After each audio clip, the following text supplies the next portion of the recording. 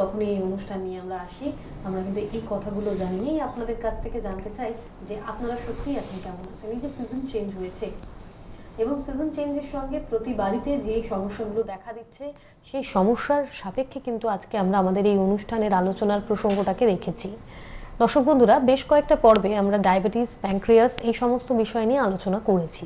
পেটের রোগের সঙ্গে এদের কি সম্পর্ক, বা পেটের রোগের ডাক্তারবাবু যখন আমাদের মধ্যে উপস্থিত থাকেন তার কি নিদান এক্ষেত্রে নিরাময়ের জন্য। তো আজ আপনারা যারা যারা এই অনুষ্ঠান দেখছেন, আমি যেটা বললাম যে সর্দি, জ্বর, কাশি এই যে সমস্যাগুলো চলছে, এটা কিন্তু একটা ক্রনিক সমস্যা অনেকের ক্ষেত্রেই, এবং সেই ক্রনিক সমস্যার সাথে কোনোভাবে পেটের রোগের কোনো কানেকশন আছে কিনা, আজকে এই প্রশ্নের উত্তর আপনারা যেটা জানতে চান আমাদের আজকের এই অনুষ্ঠানে আমরা সেটাই কিন্তু আবারও আমাদের মধ্যে উপস্থিত বিশিষ্ট গ্যাস্ট্রোএন্টারোলজিস্ট এবং বিশিষ্ট চিকিৎসক রূপে যখন ডক্টর কনিষ্ক সরকারকে পেয়ে যাই তার থেকেই জানতে চাইব।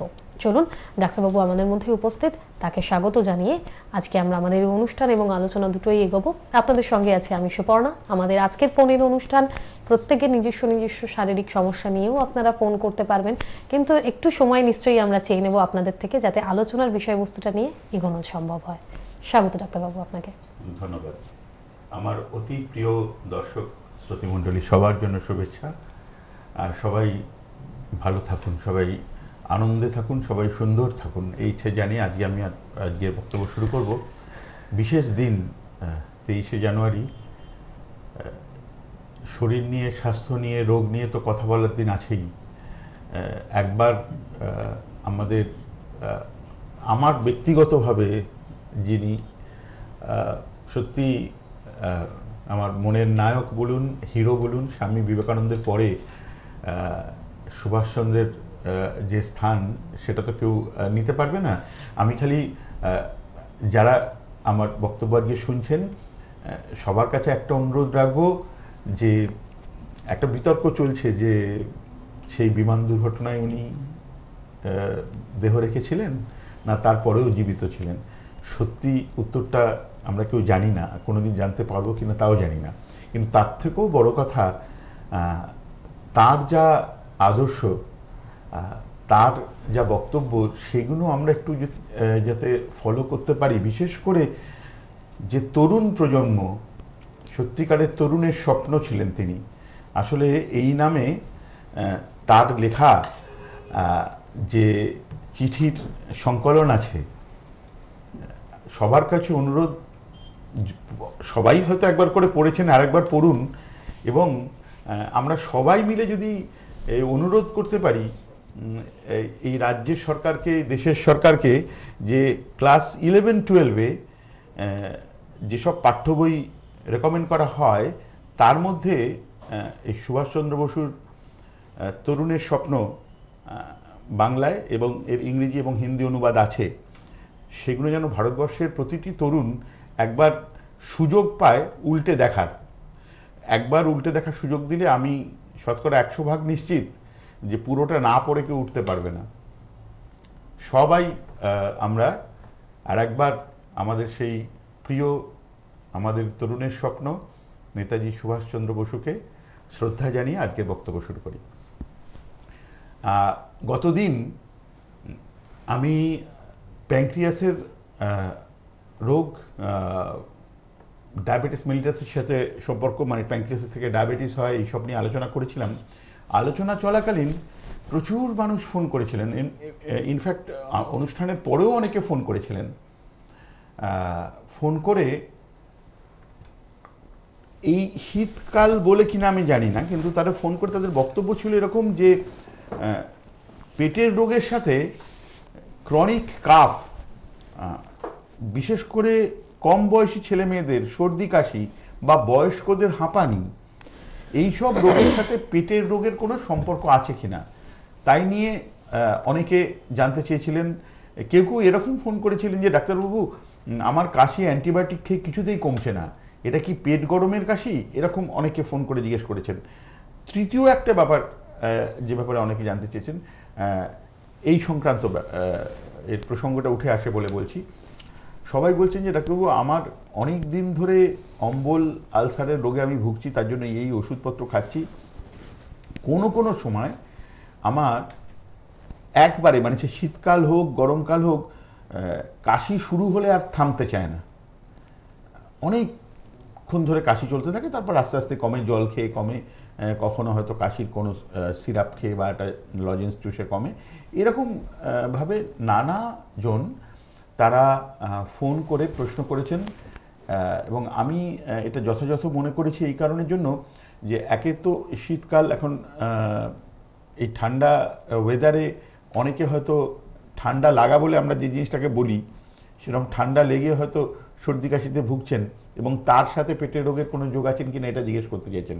কিন্তু আমার মূল বক্তব্য হবে আজকে একটা ব্যাপার পুরো পরিষ্কার করে দেওয়া, যে ক্রনিক কাফ অর্থাৎ কাশি সর্দি এইসব নিয়ে যারা ভুগছেন তাদের সাথে সত্যি সত্যি পেটের রোগের কোনো সম্পর্ক আছে কিনা, এবং বয়স্ক মানুষ যারা হাঁপানিতে ভুগছেন, সর্দি কাশির সাথে চেস্টে ইনফেকশন আছে, তাদের সঙ্গে বা সেই রোগের সাথে পেটের রোগের কোনো সম্পর্ক আছে কিনা।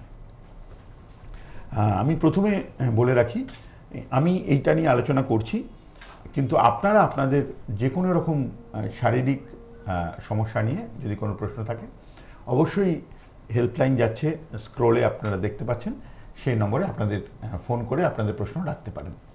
আমি যে জায়গাটা নিয়ে শুরু করতে চাই সেটা হলো, বহুদিন ধরে মানুষের মনে এরকম ধারণা আছে, এবং সেটা আমার কথাতেও একটু আগে প্রতিভাত হয়েছে, সেটা হলো যে সর্দি কাশি ঠান্ডা লেগে হয়।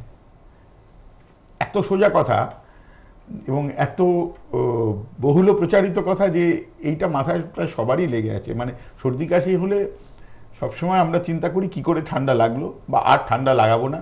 বড়রা বাচ্চাদের পরামর্শ দেন যে এই তো ঠান্ডা লাগাবি না, ঠান্ডা জল খাবি না, ঠান্ডায় মাথা গা হাত পা ঢেকে যেতে হবে যাতে ঠান্ডা না লাগে। এটা ঠিক, শীতকালে সর্দি কাশির প্রকোপ অনেক বেশি হয়, কিন্তু এটা ঠিক নয় যে শীতকালে ছাড়া অন্য সময় সর্দি কাশি হয় না, এটা ঠিক নয়। আমি সর্দি কাশি হওয়ার যে কারণ বা হাঁফ ভাবের যে কারণ, সেই কারণটা নিয়ে এই আলোচনার দ্বিতীয় পর্বে দীর্ঘস্থায়ী আলোচনায় যাব বা আরও ডিটেলসে যাব। কিন্তু প্রথমে সত্যি সত্যি পেটের রোগের সাথে কাশির বা হাঁপানির বা বাচ্চাদের ক্ষেত্রে ক্রনিক সর্দি কাশির কোনো রকম সম্পর্ক আছে কিনা সেটাকে পরিষ্কার করে বলতে চাই। দেখুন, পেটের রোগ বলতে আমরা তো নানা রকম রোগ বুঝি, তার মধ্যে তিনটে, 1 2 3 করে আমি বলবো, তিনটে পেটের রোগ যেটার সাথে কিন্তু সরাসরি সর্দি কাশি হাবভাব চেস্ট ইনফেকশন এগুলোর সম্পর্ক আছে। প্রথমটা হলো gastro oesophageal reflux disease, GERD আমরা বলি, বাংলায় অম্বল বুক জ্বালা যে রোগ, সেই রোগের ক্ষেত্রে রোগ থেকে কাশি হতে পারে, এবং সেই কাশি আর অন্য কারণে কাশি হওয়া, যেমন চেস্টে ইনফেকশন হলো বা অ্যালার্জি থেকে কাশি হলো, এই দুটো কাশির ধরনের কিন্তু কোনো তফাৎ নেই। অর্থাৎ কাশিটা কী থেকে হচ্ছে সেটা ডাক্তারবাবু হয়তো ডায়াগনোসিস করবেন বা বুঝতে পারবেন, কিন্তু কাশির ধরন দেখে আপনি বুঝতে পারবেন না যে কাশিটা কী থেকে হচ্ছে। আপনাদের মনে হতে পারে যে এরকম পেটের রোগে, বিশেষ করে আমি যেটা বললাম গ্যাস্ট্রোএসোফেজিয়াল রিফ্লাক্স ডিজিজ, অম্বলের রোগ, সেটা থেকে কাশি কী করে হতে পারে, আমি সে আলোচনায় যাব। আমি তিনটে যে ব্যাপার সেটা আগে আপনাদের সামনে রাখতে চাই। একটা তোমার গেল গ্যাস্ট্রোএসোফেজিয়াল রিফ্লাক্স ডিজিজের কথা। দ্বিতীয় একটা হচ্ছে অনেক দিন পেটের রোগে থাকার ফলে, অনেক দিন ওষুধ খাওয়ার ফলে, বা আরও বিভিন্ন কারণে আমরা যে খাবার দাবার খাচ্ছি সেটা থেকে যে খাদ্য প্রাণ এবং আমাদের যে প্রয়োজনীয় জিনিসপত্র যেগুলো আমাদের দেহে অ্যাবজর্ব হয়। হ্যাঁ, 1 মিনিট থাকবেন, আপনার কথা শুনবো আমি। আমাদের প্রথম কলের লাইনে আছেন, আমি নেবো।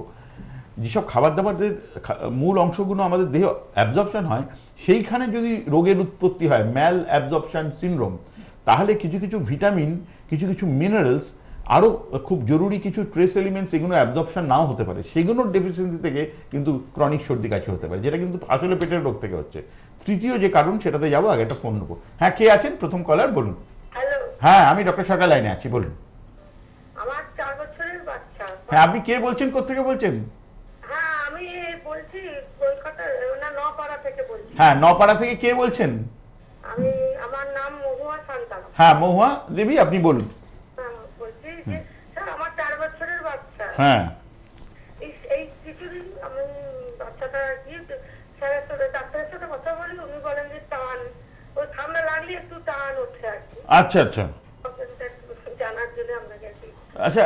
ঠান্ডা লাগলে যে টান উঠছে, সেটা কি বাইরে থেকে সাঁই সুই আওয়াজ শুনতে পাচ্ছেন? হ্যাঁ, বা দেখে বোঝাও যাচ্ছে যে বাচ্চাটার একটা কষ্ট হচ্ছে আর কি। আচ্ছা আচ্ছা। দ্বিতীয় হচ্ছে যে বাচ্চা কি কিছুক্ষণ এরকম অসুবিধার পরে আবার নিজে থেকে অসুবিধাটা কমে যাচ্ছে, না সারা রাত্রি না ঘুমিয়ে রয়েছে বা খুব ঘ্যান ঘ্যান করছে এরকম হচ্ছে, না কিছুক্ষণ পরে আবার ঘুমিয়েও যাচ্ছে? না, মানে খুব চঞ্চল বাচ্চা, মানে ঘুমাচ্ছে না, কোনো কষ্টটা হচ্ছে, ওষুধ খাওয়ানো হচ্ছে, ওষুধের পর একটু কমছে, তারপরে আবার আচ্ছা। যাকে তাই আবার। আচ্ছা আচ্ছা। আর তৃতীয় একটা প্রশ্ন আছে, সেটা হচ্ছে বাচ্চার সমস্ত রকমের ভ্যাকসিনেশন ক্লিয়ার করা আছে, সমস্ত ঠিকমতো দেওয়া আছে তো? বলছে হ্যাঁ। ঠিক আছে। আপনি যে প্রশ্ন করলেন আমি স্পেসিফিক উত্তরটা দিয়ে দিই। বাচ্চার ক্ষেত্রে এই যে টানের অসুবিধে, যদি বাচ্চার এই টানের পরে আর কি গায়ের রঙের কোনো পরিবর্তন না হয়, খুব রেয়ারেস্ট অফ রেয়ার ক্ষেত্রে মুখের রঙের পরিবর্তন ঘটতে পারে, তাহলে আমরা ওটা হার্টের কিছু কারণ আছে কিনা সন্দেহ করি। যদি সেটা না হয়, বেশিরভাগ ক্ষেত্রেই সেটা হয় না, এবং তাহলে অ্যালার্জি হলো মূল কারণ। অ্যালার্জি এবং অ্যালার্জিজনিত ইনফেকশন, এবং সেটার সাথে পেটের কিছুটা সম্পর্ক আবার আছে। আমি এই আলোচনায় যাব। আপনি প্রথম ফোন করে খুব একটা ইম্পর্টেন্ট অ্যাসপেক্ট, একটা দিকে আমাদের দিক নির্দেশ করেছেন, আমি সেটা যাব। আমি সেই আলোচনা যাওয়ার আগে আমি বলেছিলাম 3টে মূল পেটের রোগ থেকে সর্দি, কাশি, হাঁপটান এইসবগুলো হতে পারে। তার মধ্যে আমি প্রথমে বলেছিলাম গ্যাস্ট্রো ইসোফেজিয়াল রিফ্লাক্স ডিজিজ বা অম্বল বুক জ্বালার রোগের কথা বলেছিলাম। দ্বিতীয় বললাম ম্যাল অ্যাবজর্পশনের কথা, যেটা থেকে আমাদের দেহের প্রয়োজনীয় যে খাদ্যপ্রাণ বলুন, যে ট্রেস এলিমেন্টস বলুন, এবং অন্যান্য যে জরুরি জিনিস সেগুলো খাবার থেকে আমাদের দেহ পায়, সেগুলো পুরোপুরি বা অনেকটা না পাওয়ার ফলে এই ধরনের সর্দি কাশি রোগ হতে পারে।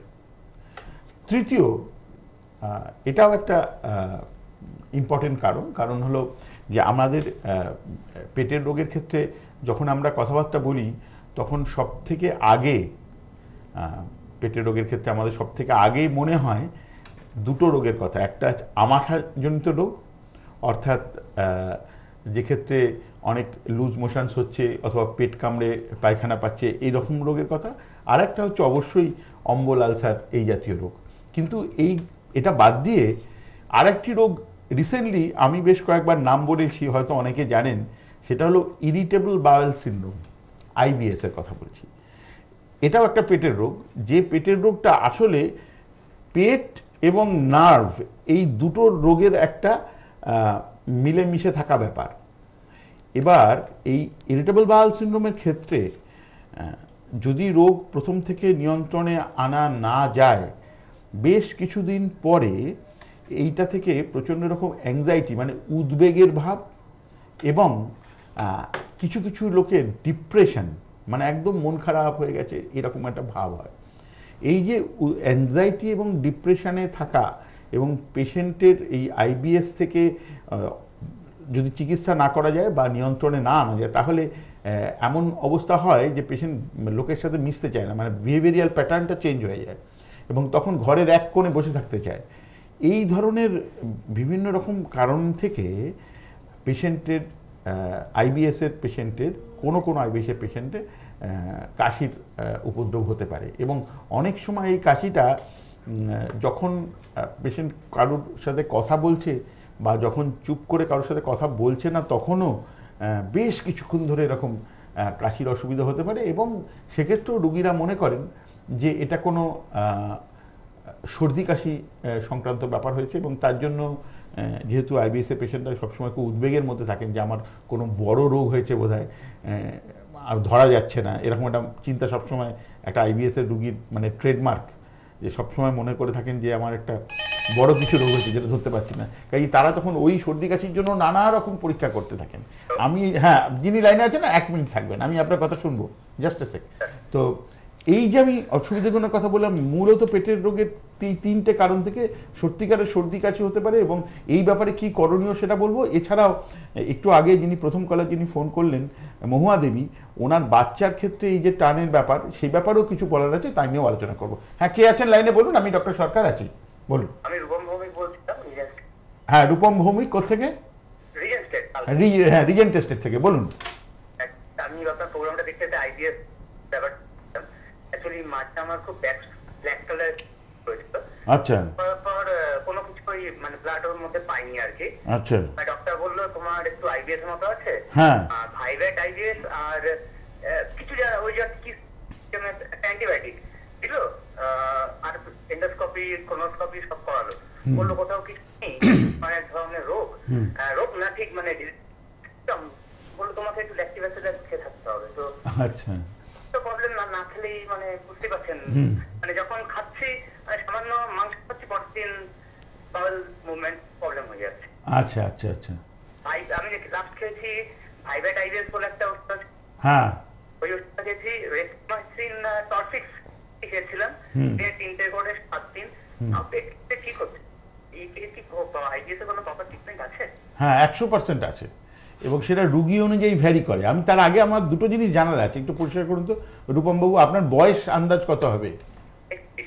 31। আচ্ছা, আরেকটা হলো যে আপনি এই যে আইবিএস এর ডায়াগনোসিস আমার সামনে হাজির করলেন, মানে ডাক্তারবাবু বলেছেন আপনার আইবিএস হয়েছে, তার আগের কথা জিজ্ঞেস করছি। ধরুন আজ থেকে 3 বছর আগের কথা, আপনার অম্বল, বুক জ্বালা, টক ঢেকুর, রাত্রে একটু ঘুমানোর অসুবিধে বা আমাশার অসুবিধে, এর মধ্যে কোনো প্রবলেম 2-3 বছর ধরে ভুগেছেন না? এই সব কটা বলেই ভুগেছি 4 বছর। ও আচ্ছা, তাহলে ছোটবেলা থেকে ছিল আমার। আচ্ছা আচ্ছা আচ্ছা। একদম ছোটবেলা আমার সব প্রবলেম ছিল, যেমন দুধ জাতীয় খাবার সব খেতাম না।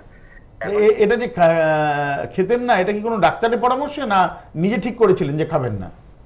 না না, এটা আমি যখন পেটে প্রবলেম হতো ডাক্তার দেখিয়েছিলাম, হ্যাঁ, তো নর্মাল ডাক্তার আমাদের বলেছিল একটু খাওয়া দাওয়ার এখানে রেস্ট্রিকশন থাকে, আচ্ছা, মশলা না খেতে। হ্যাঁ তো বাড়ি খেতাম না। হ্যাঁ, তাহলে দুধের ব্যাপারটা বন্ধ কেন হলো?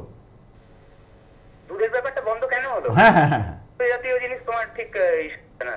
ও আচ্ছা, মানে কোনো না কোনো ডাক্তারবাবু আপনাকে এই পরামর্শটা দিয়েছিলেন, ওই জন্য আমি জিজ্ঞেস করছি। আচ্ছা আচ্ছা, ঠিক আছে। তো আপনি সেই সব রেস্ট্রিকশন মানা সত্ত্বেও প্রবলেমটা এখন যে জায়গায় জানিয়েছে, যে যার জন্য আপনাকে আইবিএস এর জন্য যা যা চিকিৎসা আপনি এখনই বললেন, আপনি ইনভেস্টিগেশন করেছেন, আপনি ওষুধপত্র খেয়েছেন, সেগুলো খাওয়া হয়েছে। এবার খাওয়ার পরে এখন কোন জায়গায় দাঁড়িয়েছেন? মনে হচ্ছে রোগটা সেরে গেছে, না ওই একই জায়গায় আছে? হ্যাঁ, একই জায়গায় আছে। আসলে 3 মাস ধরে ভাইভেট আইবিএস খেয়েছিলাম, তখন বেটার ছিল। তারপর আমাকে আইবিএস ভাইভেট বন্ধ করে ভেলগ্যাট, এটা একটু কম দামের একটা দিল, ওইটা খেয়েও না এখন ঠিক, মানে ভাইভেট আইবিএস যখন ছিল তখন যেরকম ঠিকঠাক বাবল হতো, মাটন খেলেও কোনো প্রবলেম হতো না, আমি একটু অ্যালকোহল কনজিউম করি, সেটা কোনো প্রবলেম হতো না। এখন সপ্তাহে একদিন অ্যালকোহল কনজিউম করছি, পরের দিনই পেট খারাপ হয়ে যাচ্ছে, একদিন মাটন খাচ্ছি, পরের দিন পেট খারাপ হয়ে যাচ্ছে। আচ্ছা আচ্ছা আচ্ছা আচ্ছা আচ্ছা, ঠিক আছে ঠিক আছে। এবার আমি আপনার প্রশ্নের উত্তর সরাসরি দিয়ে দিই। প্রথম প্রশ্ন আপনি যেটা করেছেন, উত্তর হচ্ছে এখন আইবিএস এর যা চিকিৎসা আছে, সেই সঠিক যদি চিকিৎসা, মানে রুগী অনুযায়ী যদি সঠিক চিকিৎসা দেওয়া যায়, রুগী ভুলে যাবে যে তার কখনো কোনো রোগ ছিল। আমি কথাটা একটু ঘুরিয়ে বলছি এই কারণের জন্য, যে ইরিটেবল বাউল সিনড্রোম এমন একটা রোগ, সেটা কিওর হয়ে গেছে এই কথাটা বলতে একটু বাধো লাগে। কারণ আইবিএস যে হয়েছে সেটা প্রমাণ করা কোনো পরীক্ষা নিরীক্ষা করে সম্ভব নয়। আমরা বিভিন্ন পরীক্ষা নিরীক্ষা করে সমস্ত কিছু নর্মাল আছে এটা প্রমাণ করি, আইবিএস আছে এটা প্রমাণ করার জন্য। ব্যাপারটা একটু ঘোরালো বা গোলমেলে লাগতে পারে। এর কারণটা হচ্ছে এই, যে আসলে ইরিটেবল বাউল সিনড্রোম এমন একটা রোগ যেগুলো বেশ কিছু কিছু সিমটমের সমাহার, এবং যেগুলো কোনো পজিটিভ ইনভেস্টিগেশন, প্যাথোলজিক্যাল বলুন, বায়োকেমিক্যাল বলুন, সেরকম কোনো ইনভেস্টিগেশন নেই যেটা পরীক্ষা করে বলতে পারে যে এই রুগীর আইবিএস আছে। যেমন ম্যালেরিয়া হলে আপনার রক্তে ম্যালেরিয়াল প্যারাসাইট পাই এবং তার জন্য ক্লোরোকুইন দিয়ে সারাতে পারি, আইবিএস সেরকম কোনো রোগ নয়। আর সেই কারণের জন্য আইবিএস এর কোনো একটা চিকিৎসাও নেই, যেটা এক্ষুনি ওনার সাথে কথা হচ্ছিল, আশা করি আপনি শুনছেন। অর্থাৎ আপনার ক্ষেত্রে আসার কথাটা হলো এই যে আপনার রোগটা সঠিকভাবে চিকিৎসা করলে পুরো সেরে যাবে, এই 1 নম্বর। 2 নম্বর হলো আপনার এখন যে প্রবলেম হচ্ছে সেটার জন্য আপনি যা যা ওষুধ খেয়েছেন সেই ওষুধ দ্বিতীয়বার খাওয়ার বা রিপিট করার কোনো প্রয়োজন এই মুহূর্তে নেই। আপনি আপনার ডাক্তারবাবুর সাথে পরামর্শ করে দেখুন, যদি আপনার এ ব্যাপারে কোনো প্রশ্ন থাকে আরও, পরে আমার হেল্পলাইনেও ফোন করতে পারেন। আর আমি কন্ট্যাক্ট করবো। ধন্যবাদ। আচ্ছা, এখানে একটা ব্যাপার বলে নিই, কথা উঠে আসছে। হ্যাঁ, যিনি লাইনে ছিলেন একটু 1 মিনিট থাকবেন, আমি একটা কথা বলে নিই। ইরিটেবল বাউল সিনড্রোমে বা পেটের অন্য অন্য রোগে যারা ভুগছেন তাদের একটা বিরাট বড় প্রশ্ন, ডাক্তারবাবু আমি সপ্তাহে 2 পেগ কি 4 পেগ হুইস্কি খাই, খেতে পারি কি? এইটা নিয়ে অনেকের প্রশ্ন। এটা নিয়ে সোজা উত্তরটা আমি এখন দিয়ে দিচ্ছি, কারণ প্রচুর মানুষ হয়তো চেষ্টা করেও ফোনে পাচ্ছেন না। সেটা হচ্ছে পেটের রোগ, ইরিটেবল বাউল সিনড্রোম বা আলসার টালসার থাকলে আমি ব্যক্তিগতভাবে সমস্ত রকম তামাক জাতীয় দ্রব্য বর্জন করতে বলি। কিন্তু যদি আমাকে খুব টেকনিক্যালি জিজ্ঞেস করা হয়, মোরালি নয়, এমনি এথিক্যালি তো আমি বলবো যে অ্যালকোহল না খাওয়াই ভালো। কিন্তু যদি কেউ জিজ্ঞেস করে অ্যালকোহল খেলে কি রোগ বাড়ে, প্রশ্ন হলো না। যদি আপনার লিভার ফাংশন ঠিক থাকে, একটা ইরিটেবল বাউল সিনড্রোমের পেশেন্ট বা একটা অম্বলের রুগীও সে যদি সপ্তাহে 2 পেগ 4 পেগ হুইস্কি খায়, তার কোনো ক্ষতি হওয়ার চান্স নেই। এটা হচ্ছে পিওর টেকনিক্যাল অ্যান্সার। আর মোরালি বা এথিক্যালি হয়তো অন্য অ্যান্সার হবে, সেটা নিয়ে আমি পরে যদি সময় পাই আলোচনা করবো। হ্যাঁ, কে আছেন? হ্যালো, হ্যাঁ, আমি ডক্টর সরকার লাইনে আছি, বলুন। আমি অরুণাভ সাহু বলছি, হ্যাঁ বউবাজার থেকে। হ্যাঁ, বউবাজার থেকে অরুণাভ, বলুন। গত 5 বছর ধরে ইরিটেবল বাউল সিনড্রোম যে রোগটা নিয়ে আপনি কথা বলছেন, হ্যাঁ হ্যাঁ সেইটাতে ভুগছি। হ্যাঁ। আমি অনেক জায়গায় ট্রিটমেন্ট করেছি, অনেক ডাক্তারবাবুকে দেখেছি এবং আমি আমার অ্যাংজাইটি হয়, রাত্রে ট্রাইকা খাই, ট্রাইকা 0.5, তার সঙ্গে অ্যাকশন খাই, মেভা সি বলে একটা ওষুধ খাই, ক্যানাডন টোটাল খাই, কিন্তু আমি কিছুতেই মুক্তি পাচ্ছি না। আমি দীর্ঘ পায়খানা পাওয়ার কোনো টাইম নেই, বুঝেছেন? সকাল দুপুর সন্ধ্যে এবং স্পেশালি লাঞ্চ হওয়ার পরে পায়খানাটা হবেই। আমি কোনো কাজ করতে পারছি না এটার জন্য। ঠিক, আমি কাজে বেরোই বেলা 3:30টার সময়। 3:30টার সময়? আমি মানে বিকেল বেলা? তো আমি কি করে মুক্তি পেতে পারি? হ্যাঁ, আমি বলছি, আমি মুক্তি তো পাবেন বিকেল বেলা অবধি। না না, আপনি বিকেল 3:30টার সময় কাজে বেরোন বললেন তো? হ্যাঁ, কি করবো, আমার অনেকবার থেকে 8 বার করে পায়খানা হয়। তাহলে আপনি রোগটার ব্যাপারে প্রথম থেকে সঠিকভাবে চিকিৎসা হয়নি, কারণ এটা খুব বেড়ে গেছে। আপনার ক্ষেত্রে যে অবস্থা হয়েছে, সাধারণত হয় কি, যাদের 10টা 5টা কাজ, তারা সবাই একটু আইবিএস এর পেশেন্টরা লেট করে অফিসে যায়, সেটা 10টা জায়গায় 11টা 11:30 হতে পারে। কিন্তু আপনি 3:30 বলছেন, মানে হচ্ছে যে আপনার ক্ষেত্রে অনেকটা রোগের প্রাদুর্ভাব বেশি হচ্ছে। আমি প্রথমে কিছু বলার আগে দুটো প্রশ্ন করে নেব। সেটা হচ্ছে, আপনি কোনো তামাকজাত দ্রব্যের সাথে যোগাযোগ আছে? মানে সিগারেট খাচ্ছেন, ডাক্তারবাবুরা সেটা বারণ করেছেন আপনাকে? আচ্ছা, এইটা একটা, এটা প্রথম কথা হচ্ছে, মানে ধরুন আমি যদি এই রুগীকে দেখি, হ্যাঁ, আমি যদি এই পেশেন্টকে দেখি, আমি তো প্রথমে ওকে গ্যারান্টি দেবো যে হ্যাঁ, পুরোপুরি আপনি রোগ মুক্ত থাকবেন এবং আপনি ভুলে যাবেন যে আপনার রোগ ছিল। কিন্তু তার আগে আমি একটা অ্যাসিওরেন্স আদায় করে নিই যে আপনাকেও ভুলে যেতে হবে যে আপনি কখনো সিগারেট খেতেন। অর্থাৎ তামাকজাত দ্রব্যের সাথে যদি সম্পর্ক থাকে, তাহলে বিশেষ করে ইরিটেবল বাউল সিনড্রোম বা গ্যাস্ট্রিক আলসার, জর্নাল আলসার, বা যাদের স্টুলের সাথে রক্ত পড়ে, এই ধরনের বিভিন্ন রোগ আছে, সে পাইলস বলুন আর বা আরও নানা রকম রোগ আছে, তো সেইগুলো যে কোনো পেটের রোগের ডাক্তারবাবুকে যদি দেখান, তো আপনি যদি তামাকজাত দ্রব্য পরিহার না করেন, আপনাকে কিন্তু সারাবার গ্যারান্টি দেবেন না, দিতে পারবেন না। সেই কারণের জন্য এই যে ওষুধপত্রগুলো আপনি খাচ্ছেন, এই ওষুধগুলো হচ্ছে আমরা বলি রান অফ দ্য মিল ওষুধ, মানে প্রায় সবার জন্য একটা মোটামুটি একটু রিলিফ দেওয়ার ওষুধ। এটা পুরোপুরি আপনাকে 100% রিলিফ দেওয়ার ওষুধ নয়, কারণ সেই চিকিৎসা আমি বুঝতে পারছি। হ্যাঁ, আপনি আগে কোলাস্পা, মেবাস্পা এইসব ওষুধপত্র খেয়েছেন, আমি বুঝতে পারছি। এইগুলো হচ্ছে কিছুটা আপনাকে ভালো রাখার ওষুধ, পুরো ভালো রাখা বা রোগ সেরে গেছে এরকম একটা মনোভাব আনবার মতো ওষুধ এগুলো নয়। কিন্তু যে ওষুধই আপনি খান না কেন, আপনাকে তামাকজাত দ্রব্য পরিহার করতে হবে, এটা 1 নম্বর কথা। দ্বিতীয় একটা ইম্পর্টেন্ট কথা, এইটা আপনি একটু মনে চিন্তা করে বলুন। আপনার গত 5 বছর আগের কথা বলছি, যখন 5 বছর আগে কি আপনার এই আইবিএস এর প্রাদুর্ভাব ছিল বলে মনে করতে পারছেন? ও, তা তখন কি রাত্রিবেলা ঘুমিয়ে, মানে বিছানায় শুয়ে আছেন, মানে ঘুমোতে গেছেন, অনেক 7 মাস চিন্তা করে অনেক দেরি করে ঘুম আসছে, এরম ব্যাপার ছিল? ও আচ্ছা আচ্ছা আচ্ছা আচ্ছা, তো তাহলে আপনি ঘুম থেকে উঠতে দেরি হতো না? তো সেই সময় আপনি এই কারণটার জন্য কোনো ডাক্তারবাবুর সাথে? অনেক ডাক্তারবাবুকে দেখি, যে ডক্টর নাগেশ্বর রেড্ডি হায়দ্রাবাদে বসেন, ইন্ডিয়ান ইনস্টিটিউট অফ অ্যাস্ট্রোলজি, হ্যাঁ। ওনাকেও দেখিয়েছি। তো ওর প্রেসক্রিপশন মানে উনি কি বললেন? উনিও দেখেছেন, উনি আমাকে ওই ওনারই ওষুধ এখন খাচ্ছি, ওই জ্যানাটন টোটাল, মেভাসি, এগুলো ওনারই দেয়া ওষুধ, কিন্তু আমি বুঝতে তা পারলাম। ঠিক পাচ্ছি না। না না, আমি বুঝতে পারছি, ওটা হবে না। ঠিক আছে, তাহলে আপনাকে আমি, হ্যাঁ বুঝতে পারছি, আমি আপনাকে বলে দিই, বুঝিয়ে বলে দিই। এই ওষুধ যেটা আমি একটু আগে রান অফ দ্য মিল কথাটা বললাম, আসলে পার্সোনালি পেশেন্টের মতো করে ওষুধ দেওয়ার ব্যাপার আছে। মানে irritable bowel syndrome is not malaria, যে ওই ক্লোরোকুইনে সবার সারবে এরকম নয়। কাজেই সেই অনুযায়ী আলাদা চিকিৎসার ব্যাপার আছে। তার আগে আপনি আজ থেকে 7 দিন সময় নিন, আস্তে আস্তে টোব্যাকো প্রোডাক্টসটা বন্ধ করুন।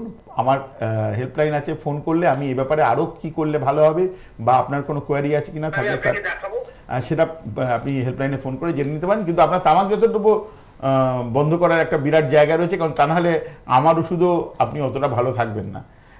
আর দ্বিতীয় কথা শেষ, যারা আইবিএসের নিয়ে একটু চিন্তিত আছেন তাদের বলে দিই, যদি তামাকজাত দ্রব্য বন্ধ করে থাকেন এবং এর সঠিক চিকিৎসা হয়, তাহলে সত্যি সত্যি মোটামুটি এই 15-16 মাসের মধ্যে। একটা ওষুধ অনেকদিন খেয়েছি। কি ওষুধ? লিব্রেক্স। হ্যাঁ, লিব্রেক্স।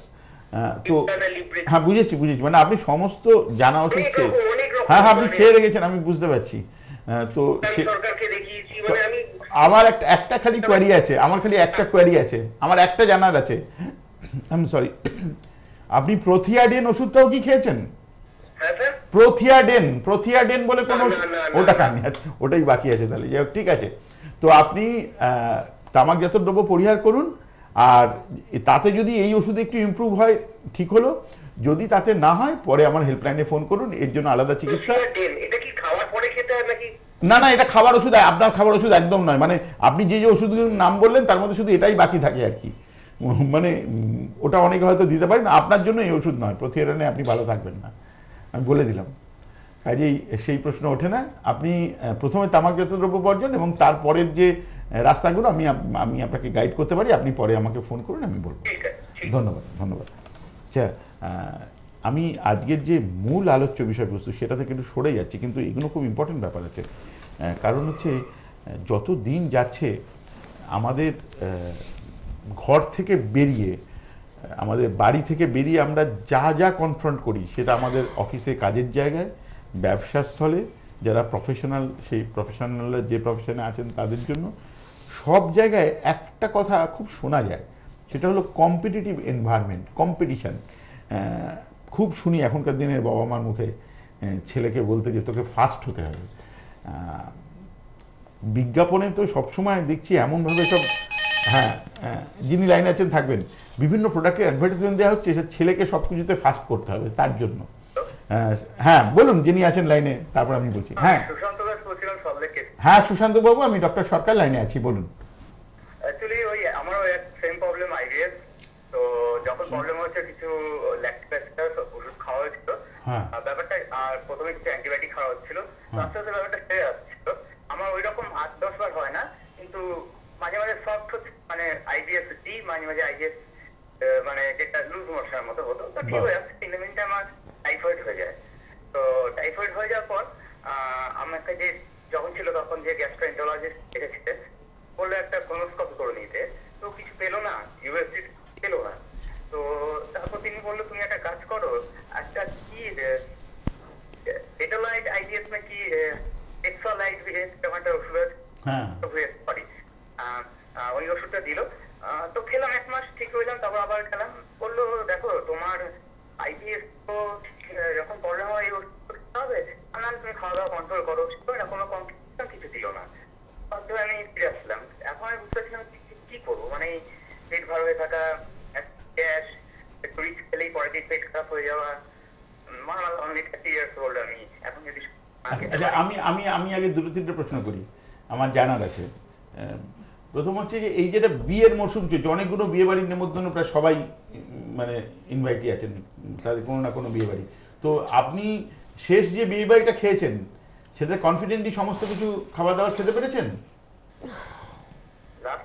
হ্যাঁ, বিয়ে বাড়িতে যা যা খাওয়া দাওয়ার দেয় সব খেয়ে হজম করতে পেরেছেন?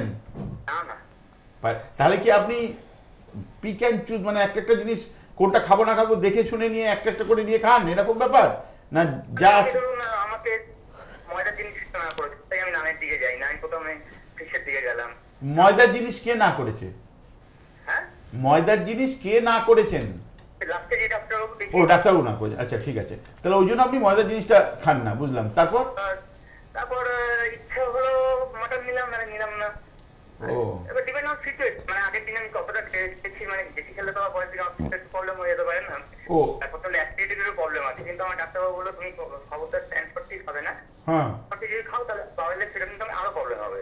ও তো একটু মানে চকগুলো পড়ে গেছে আর কি, মানে হ্যাঁ আমি বুঝতে না, আমার আরো তো তার একটা প্রশ্ন আছে। আপনি এক্ষুনি একটা কথা বললেন আগের দিন কি খেয়েছি সেই অনুযায়ী আমি পরের দিন কি খাবো ঠিক করবো, এইটা কি জন্য? মানে আগের দিন ধরুন আপনি যাই খান না কেন, পরের দিনের সাথে যেটা মানে সম্পর্কটা কোন জায়গায় আসছে? এই দেখুন আমি ফর এক্সাম্পল আপনাকে বলছি, হ্যাঁ বলুন। সানডে কোনো একটা বন্ধুর পার্টি বাড়ি করলাম, মানডেতে আমি বাড়িতে চিকেন খেলাম, হ্যাঁ কিন্তু যদি আমি আবার একটু কিছু করি আমার পেটটা তো নষ্ট হয়ে যাবে, যেটা আগে হতো না। আর তখন বাড়িতে হালকা খাবার খেতে হবে, ভাত মাছ তরকারি একদম খেলাম, রুটি খেলাম, তাও পেটটা পুরো ক্লিয়ার হয় না বাউল, মনে হয় বাউল আর একটু রিলিজ হলে ভালো লাগে, বুঝতে পারছি। সেটা হয় না। কিন্তু এটা হাজার টেস্ট করছি কিছুতে বুঝতে পারছি না, এটা টেস্ট করার প্রশ্ন নেই। আচ্ছা এটা এক নম্বর, আমি সব বলবো আপনাকে। আর দ্বিতীয় প্রশ্ন সেটা হচ্ছে আপনার রাত্রে ঘুমের কোনো অসুবিধা আছে? আমার রাতে ঘুমের অসুবিধা নেই, কিন্তু আমি রাতে আসতে ভালো লাগে। আমি যেদিন ছুটি থাকে আমি তিনটা একটু জায়গা থেকে গল্প বই পড়ি, টিভি দেখি, আমি দুদিন করি, দুদিন অফিস। ও ছুটি থাকলে সেরকম করে রাত্রে জায়গা, ঠিক আছে। আর শেষ প্রশ্ন হলো আপনার কখনো স্টুলের পরীক্ষা করে তাতে কোনো দোষ ধরা পড়েছে? যেমন এন্টারভিভাইস্টেটিকা মানে আমাশা বা জিয়াডিয়াসিস বা স্টুলে অকাল ব্লাড, এরকম কিছু ধরা পড়েছে না এগুলো সমস্ত নর্মাল ছিল?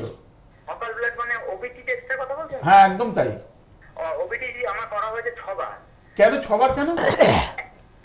তিনটে, প্রথম একবার করা হয়েছিল পরপর 3 দিন, হ্যাঁ টাইফয়েডটা হয়ে যাওয়ার পর। হ্যাঁ তাতে রিপোর্ট কি হলো? একদিন ব্লাড পাওয়া গেছে, 2 দিন পাওয়া যায়নি। তার ঠিক 1 মাস পর আমাকে বললো ননভেজ খাওয়ার খেয়ে একদিন অন্তর অন্তর খাবার করো, ঠিক। বা ননভেজ করে 3 দিন খেলা করলাম, কিছুই বেরোলো না। ঠিক আছে ঠিক আছে, তার মানে লাস্ট ননভেজ খেয়ে আপনার কিছু বেরোয়নি? বেরোয়নি, কিন্তু স্টুল কিন্তু মাঝে মাঝে ব্ল্যাক হয়, আমি দেখেছি। অবশ্যই অনেকেই বলে ব্ল্যাক মানে যে রেড ব্লাড থাকবে, এরকম হ্যাঁ মানে নেই। ওটা ঠিক আছে। আর দ্বিতীয় হচ্ছে কোনো এন্টারমিবা হিস্টোরিকা বা জিয়াডিয়াসিস এসব কিছু বেরোয়নি তো? মানে আমাশা বা এই জাতীয় কোনো রোগ কিছু বেরোয়নি তো? আমার অ্যামিবিক টেন্ডেন্সি আছে কি না ওটার কথা বলছি না। কত মিউকাস রিলিজ হয়। হ্যাঁ না মিউকাসের কথা বলছি না, আমি বলছি স্পেসিফিক্যালি এন্টারমিবা হিস্টোলিটিকা বা জিয়াডিয়া ইন্টেস্টিনালিস, এই দুটো কোনো একটা প্যারাসাইট কি বা ব্যাকটেরিয়া আপনার স্টুলে ডেমনস্ট্রেটেড হয়েছে কি না হয়নি? একটা ব্যাকটেরিয়া আমার স্টুলে ল্যাক আছে। না হ্যাঁ ল্যাক আছে, ঠিক আছে। এই দুটো জিনিস বেরোয়নি তো? এই দুটো জিনিস ধরা পড়েনি তো? কিছু টার্মটা স্যার আমি ঠিক আমি বলছি এন্টামিবা হিস্টোলাইটিকা। আমার হাতে রিপোর্ট নেই, আচ্ছা বলতে পারবেন না, তা আমি বুঝে গেলাম। এবার আপনার কিছু আরো জিজ্ঞাসা আছে বলুন, আমি উত্তর দেবো। আমি ব্যাপারটা বুঝে নিয়েছি আপনার প্রবলেমটা কি। মানে নরমাল লাইফ একটু তো দেখুন। আচ্ছা হ্যাঁ উত্তরটা দিয়ে দিই, উত্তর দিয়ে। হ্যাঁ হ্যাঁ আপনি বলছেন আইবিএস এর সাথে রিলেটেড, তাহলে না মানে খেলে প্রবলেমটা কি? অনেকে বলছে এই ডাক্তারবাবু বলেছে তুমি ধূমপান, ধূমপানের সাথে মানে আপনি ডাক্তারবাবু বললেন টেকনিক্যালি কোনো প্রবলেম নেই, কিন্তু মেন্টালি হয়তো প্রবলেম থাকতে পারে। ধূমপানের সাথে? ধূমপানের সাথে পেটে? হ্যাঁ টেকনিক্যালি প্রবলেম আছে, মেন্টালি ছেড়ে দিন, এটা একদম পুরো টেকনিক্যালি। আমি যখন আপনি প্রশ্নটা করলেন এবং অনেকেই এরকম জিজ্ঞেস করেছেন, আমি বলে দিই এক্ষুনি 2 মিনিটে ছোট্ট করে বলে দিই। আপনি যখন তামাকজাত দ্রব্য নিচ্ছেন, আপনি সে চিবন পানের মধ্যে দিয়ে খান, সিগারেট হিসেবে খান, যেভাবে খান না, নাক দিয়ে টানুন, গুঁড়ো টানুন, নস্যি যাই করুন না কেন, যেভাবেই আপনি করুন না, দেহের মধ্যে ঢুকছে তো যাই যেভাবেই হোক। এবার এরকম মানুষের মধ্যে ধারণা আছে যে অসুবিধাটা হচ্ছে তামাকের মধ্যে নিকোটিন থাকে, নিকোটিনটা ক্ষতি করে, যেটা সত্যি ধারণা। কিন্তু নিকোটিনটাই একমাত্র তামাকের ক্ষতিকর দিক নয়। যখন আপনি তামাক নিচ্ছেন, সোজা পথে হোক বা ঘুর পথে হোক, এই পথগুলো নানা রকম বললে 4টে এরকম প্রোগ্রাম আমায় শেষ করতে হবে, আমি কিন্তু আসল জায়গাটা বলে দিচ্ছি। হ্যাঁ মূল ব্যাপারটা হচ্ছে আপনার যে জরুরি কোষগুলো, সেগুলোতে অক্সিজেন সাপ্লাই সাফার করে। অর্থাৎ সোজা কথা, যেভাবেই আপনি তামাক নেন না কেন, আপনার কোষগুলো, আপনার দেহের যে জরুরি জায়গার কোষগুলো, সেটা স্টমাকের কোষ হতে পারে, সেটা লিভারের কোষ হতে পারে, প্যানক্রিয়াসের কোষ হতে পারে, সেগুলো হাঁপিয়ে যায়। সেগুলো আপনি যেমন আপনার যদি অক্সিজেনের অভাব হয়, জোরে এরম করে শ্বাস নিতে হবে, মানে মনে হবে যেন দম বন্ধ হয়ে যাচ্ছে, ওই কোষগুলোর ওরকম দম বন্ধ হওয়া অবস্থা হয়। এই দম বন্ধ হওয়া অবস্থা হওয়ার যে মেকানিজম, সেটা বিশাল কিছু মানে টেকনিক্যাল ব্যাপার, আর একটা দিন বলবো। কিন্তু মূল ব্যাপারটা হচ্ছে কোষগুলোতে অক্সিজেন ডেফিসিয়েন্সি হয়, এবং যার ফলে প্রথম যে অসুবিধাটা হয়, কোষগুলো তার নিজের কাজটা ঠিকমতো করতে পারে না। দ্বিতীয় যে ঘটনাটা হয়, এই আমাদের, আপনারা সবাই জানেন যে আমি যে কথা বলছি, আপনারা যে শুনছেন, আমাদের সবার সৃষ্টি কিন্তু দুটি কোষ মিলে একটা কোষ মাতৃজঠরে আসলো, সেই একটি কোষ আবার বেড়ে বেড়ে আমাদের সমস্ত দেহের অর্গান থেকে বলুন যা কিছু সব তৈরি করেছে। অর্থাৎ মূল সূত্র কিন্তু ওই একটি মাতৃজঠরে কোষ, ঠিক আছে? সেই কোষটা থেকে সমস্ত কিছু হচ্ছে।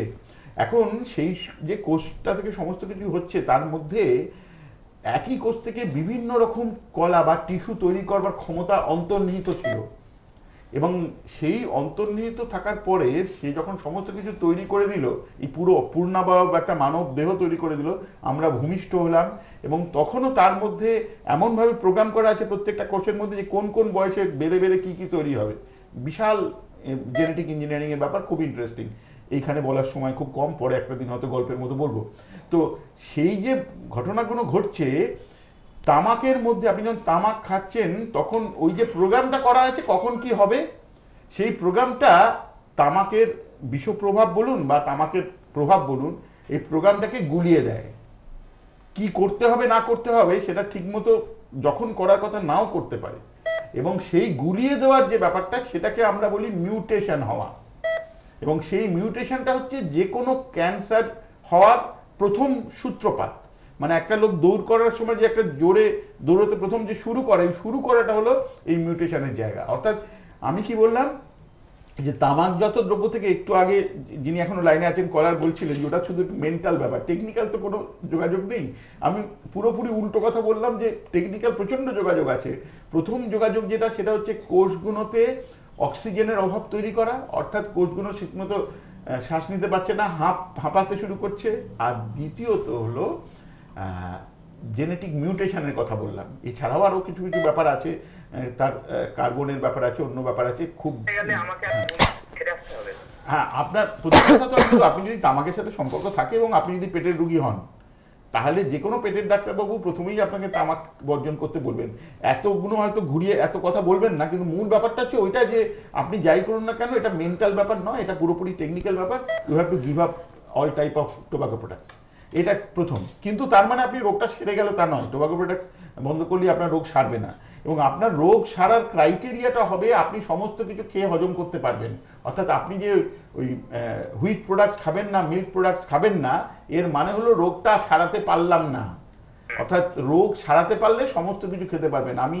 আমার ক্ষেত্রে, রুগীদের ক্ষেত্রে মোটামুটি 7 থেকে 15 দিনের মধ্যে সমস্ত খাবার নর্মালি খেতে পারবে, সেরকম অবস্থায় তারা যাতে আসে সেই ধরনের চিকিৎসা দিই, এবং কোনো রকম খাবারের ওপরে কোনো রেস্ট্রিকশন রাখি না এবং থাকে না। খালি একটা কথা মনে রাখতে হবে, তাই বলে একটা ডায়াবেটিক পেশেন্ট, তারও ইরিটেবল বাউল সিনড্রোম আছে, সে আমার কাছে আসলো, তাকে আমি আইবিএস এর চিকিৎসা দিলাম আর বললাম আপনি সমস্ত কিছু খেতে পারেন, এই কথাটার মধ্যে একটা ইফস অ্যান্ড বাটস যাকে বলে সেটা থাকবে। অর্থাৎ সমস্ত কিছু খেতে পারেন, শুধু ডায়াবেটিসের জন্য যে খাবারটা আপনার রেস্ট্রিকশন আছে সেই রেস্ট্রিকশন কিন্তু বজায় থাকবে, এটা রেখে আপনি বাকি সবকিছু খেতে পারবেন। হ্যাঁ, এবার বলুন আপনার কি প্রশ্ন আছে।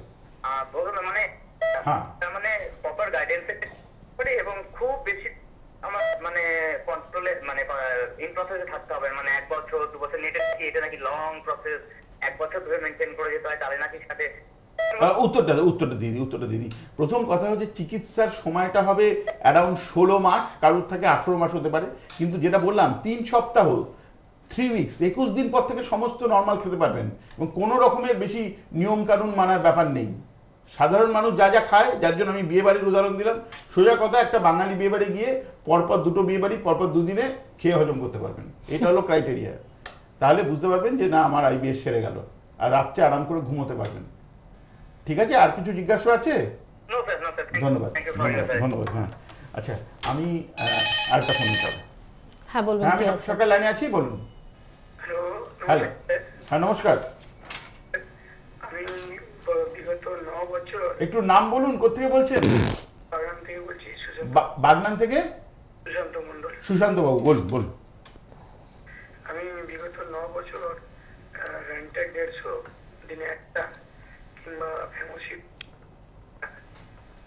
খেতে খাচ্ছি, তাতে কোনো সমস্যা হয় না, সব খাদ্যই খেতে পারি, কোনো কিছু প্রবলেম হয় না। না 9 বছর এতদিন খাবার কেন দরকার পড়ছে? বন্ধ করলেই কষ্ট হয়। বন্ধ করলে কি কষ্ট হয়? করলে ওই পেটে যন্ত্রণা, বুকে যন্ত্রণা, হাড়বার কষ্ট হতে থাকে। ও, আপনার বয়স কত এখন? এই 51। ও, তাহলে মানে আপনার প্রায় 41-42 বছর বয়স থেকে আপনি এই ওষুধটা খেয়ে চলেছেন। হ্যাঁ হ্যাঁ হ্যাঁ, আমি বহুদিন কাজ করে এমটি স্টোমাক কাজ করতাম, প্রায় কাজের চাপে সময় খেতে পারতাম না। ও পেশেন্ট দেখতে দেখতে দেরি হতো, চাপে পড়ে গিয়ে আচ্ছা, এমন হয়ে গেছে। আপনি কি কোনো মেডিকেল প্র্যাকটিশনার? আমি ক্যালকাটা কর্পোরেশনে ও আচ্ছা আচ্ছা আচ্ছা, বুঝতে পারছি। পেশেন্ট হ্যাঁ বেরোজি দেখতে হতো, হ্যাঁ। রাতে খাওয়ার সময় পেতাম না, 1:30টায় ছুটি, 2:30টা 3টে পর্যন্ত কাজ করতাম। ও আচ্ছা আচ্ছা। এই এমন করে একটা সমস্যায় পড়ে যাই। তারপরে ও ডাক্তার গুরুকে দেখিয়েছিলাম সামবারে মোড়ে, হ্যাঁ বলেছিলেন র্যানটা খেতে, আপনাকে বলুন এটা ওটা হয়, হ্যাঁ। টিপটাই খেয়েছি, তাতে সমস্যা বাড়তে থাকে। আচ্ছা তাতে উনি বলছে আচ্ছা তোর যদি র্যানটা র্যানটা কি খাবি। হ্যাঁ, কিন্তু কতদিন? বলছে চলবে কন্টিনিউ, তারপরে আসি গেলাম, দুর্ভাগ্য উনি গত হয়েছে। ওহো আচ্ছা আচ্ছা, সরি, বুঝতে পারলাম। আপনি শুধু এটুকুনি বলবেন না আর কিছু বলবেন? এখন আমি আমার বক্তব্য শুরু করব। কন্টিনিউ করবো না চলবে? না না না, এটা আপনি কাছাকাছি ডাক্তারবাবুকে দেখান। প্রথম কথা যে কন্টিনিউ মানে 9 বছর, এটা কেউ যদি আমার জিজ্ঞাসা করে কন্টিনিউ করবে, একটা প্রশ্নের একটা উত্তর হলে আমি বলবো যে না, কন্টিনিউ করবে না। কিন্তু প্রথম কথা আমি টিভিতে বলে দিলাম কন্টিনিউ করবেন না, আর আপনি কন্টিনিউ করা বন্ধ করে দিলেন, এইটা কোনো সমাধান নয়। সমাধান হচ্ছে আপনি কর্পোরেশনে আছেন বললেন, কর্পোরেশনের নিজস্ব হেলথ ক্লিনিকও আছে। আমি জানি না আপনি অন্য জায়গায় ইন্টারটেলড আছেন কিনা। যে কোনো একজন ভালো ডাক্তারবাবুর সাথে পরামর্শ করুন, এবং তার সাথে এইসব, যেহেতু আপনার বয়স 50 পেরিয়ে গেছে এবং এতদিন ধরে আপনি খাচ্ছেন, সেহেতু স্টুলের পরীক্ষা বা একটা এন্ডোস্কোপি যে কোনো কেউ করতে বলবে আপনাকে। একটা ব্যাপারে বলে দিই, আমাদের সময় খুব কম, আপনার প্রসঙ্গ তুলে বলে দিই, যে পুরুষ মানুষ অন্তত 10 বছর ধরে পেটের কোনো রোগে ভুগছেন, যার জন্য প্রোটন পাম্প ইনহিবিটার্স বা H2 রিসেপ্টর অ্যান্টাগনিস্ট জাতীয় ওষুধ খেতে হচ্ছে, মানে উনি যে ধরনের ওষুধ খাচ্ছেন, তার কিন্তু, তিনি যদি পুরুষ মানুষ হন, তাহলে তার কিন্তু সামান্য কিছু পরীক্ষা নিরীক্ষা 50 বছর বয়স পূর্তি উপলক্ষে করে নেওয়া দরকার আছে। তার মধ্যে অন্তত স্টুলের একটা পরীক্ষা এবং ইউজিআই এন্ডোস্কোপি, এই দুটো পরীক্ষা করার দরকার আছে। আপনি আশা করি আমার কথা শুনেছেন।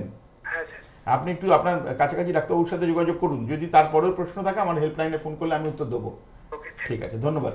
আমি একটু দর্শক শ্রোতৃমণ্ডলীকে স্বনির্বন্ধ অনুরোধ করবো যে আমাদের হাতে বোধহয় আর 1.5 মিনিট সময় আছে, আমি সংকেত পাচ্ছি। কাজে আজকে আর ফোন না করার জন্য, আজকে আমার যেটুকুনি বক্তব্য ছিল আগামী দিন জারি থাকবে, কারণ পুরো ব্যাপারটা বলা যায়নি। আমি ওনার ফোনের পরিপ্রেক্ষিতে যে উত্তরটা দিলাম সেটা একটু পরিষ্কার করে দেবো। মানে পেটের রোগের ডাক্তারবাবু হিসেবে বিভিন্ন ধরনের পেটের রোগ দেখতে হয়।